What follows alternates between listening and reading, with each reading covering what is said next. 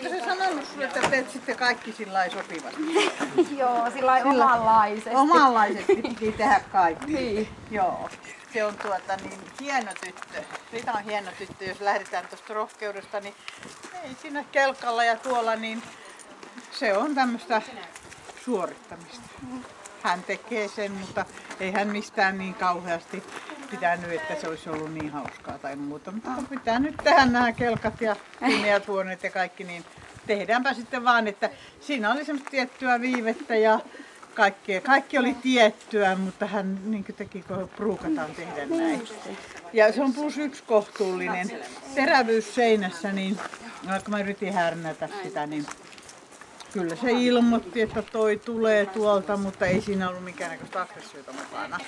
Mutta se oli pieni ilman jäljelle jäävää hyökkäyshalua. Päinvastoin se tykkäsi, että ton kanssa kannattaa olla kaveri. Se tuli heti mun luokse. Puolustushalu, kyllä siellä sitä halua oli, joskin eihän noille kyllä kuulutkaan kauheasti puolustella, mutta pientä halua siellä oli ja pieneksi se merkattiin. Elikkä se sanoi, että tänne tulee ihan just tällä minuutilla, mutta ei hän nyt oikein tiedä mihinkä hän sitten ryhtyiskään. Hän käy tuossa takana ja tulee eteen ja miettii sinä aikana sitä. Se sanoo, että tänne et tule tällä minuutilla, mutta jos tuleekin, niin älä ole kovin pitkään. Just näin. Ja se on +1 pieni.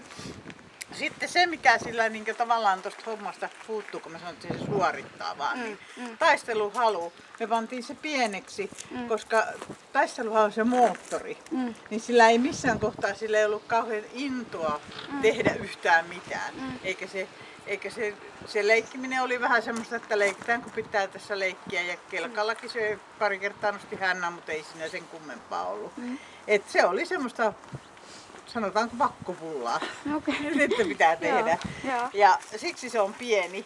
Sitten arjen hermot, ihan hyvät hermot +1. Saa arjessa pärjää oikein hyvin ja voi vielä vähän neuvoa toisiakin, ainakin sitä pienempää. Ja kohtuullisen vilkas. No siinä kohtuullisen vilkas kun on, niin siinä ennättää katsoo, että kaikki menee oikein nämä suorittamiset. Eli ensin todennetaan, että toi on tossa ja sen jälkeen ryhdytään toimenpiteisiin. Et siinä on se pieni viive olemassa. +2. Kohtuullisen kova. Ei sitä myöskään tässä tekemisissä mikään sillä lailla järkyttänyt.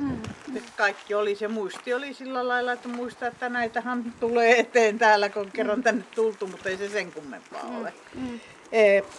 +3. Hyvän tahtoinen luokse päästävä avoin ja laukaisukokeematon. Ei se sillä lailla se hyvin tyypillisesti ensin säpsähti, että mikäs toi on ja sitten se alkoi tyyntyä heti, kun se sai sen.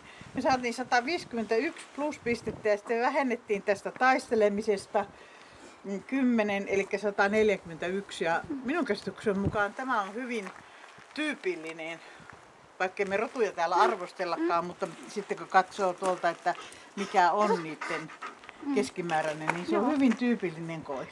Et tosiaan sitä kun katsot, jos et äsken tuossa ollut, niin älä katso niitä numeroita. Ne on yksihaileinen numerot oikeasti, vaan se mitä siitä kerrottiin, että mitä se milloinkin tekee.